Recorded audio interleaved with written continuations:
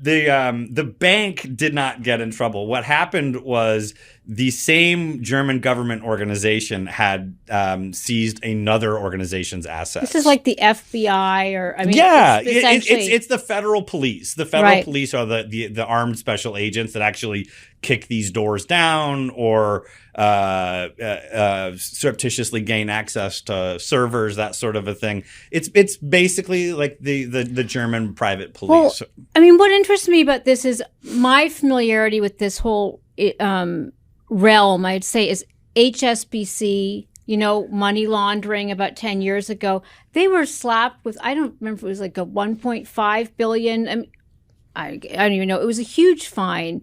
But in essence, all these banks are really scared about handling cash and, go to great lengths because you can lose your license. You can get hit with it. So is blockchain fundamentally and cryptocurrencies fundamentally different? Or is it just this one state basically saw an opportunity, or the German government saw an opportunity? I think so. The differences aren't actually as big as it would seem. What I like to compare it to is imagine an old-fashioned bank, old-fashioned paper money, and an old-fashioned robber with a cowboy hat on and a bandana and some guns in their holsters, right? And they go and they throw a leather bag down on the cashier's desk there, and the cashier throws a whole bunch of money in there and a paint bomb. And the paint bomb is timed so that it's going to go off 5 or 10 minutes after the robber leaves.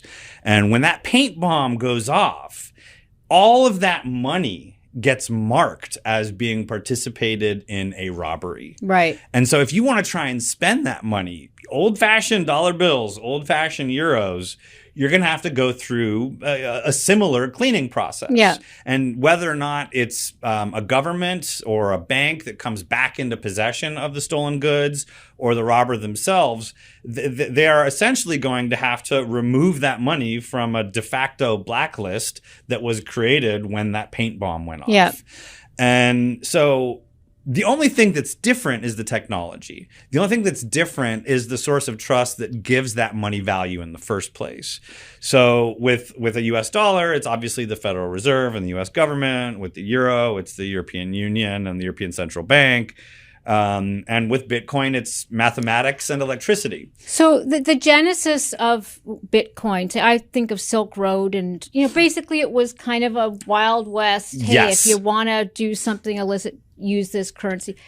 It obviously changed a lot. Are we seeing more criminal activity in the space, or is it just simply that when it takes place, we know the bank to go to? It's a little bit of both. First of all, last year was a record year for cryptocurrency illegal activity. It was a whopping 0.24%. It was a tiny amount, but it was a record. It was the highest percentage of total cryptocurrency transaction per illegal cryptocurrency transaction on record. And that 0.24% was $20 billion. So you have to imagine, you can do a lot of damage with $20 billion. Yep. So it shouldn't be, shirked off as, inconsequential illegal activity. Like $20 billion worth of illegal activity, even if there's, $1 trillion worth of volume, can still do a lot of harm. But I think that what's different is that the process by which these seized goods are returning to the market is getting refined. It's maturing. And that's going to be essential eventually, because Bitcoin has a cap. There will only ever be 21 million Bitcoin in existence. And that doesn't count the Bitcoin that's been lost, the Bitcoin that's on a blacklist that can't be spent.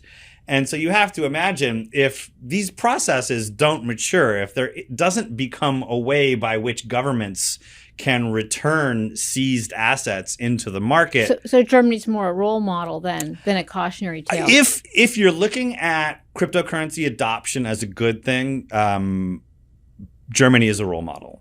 If you think of Bitcoin as another investment class, an opportunity to diversify, maybe to hedge, and you want to see a way for illicit assets to be returned to circulation in a clean way, Germany is a role model. If you think Bitcoin is dangerous, if you want to see Bitcoin off the market, if you want to see Bitcoin out of banks, quite frankly, keeping the seized goods behind a locked box and never returning them to market is a great way to go about doing that.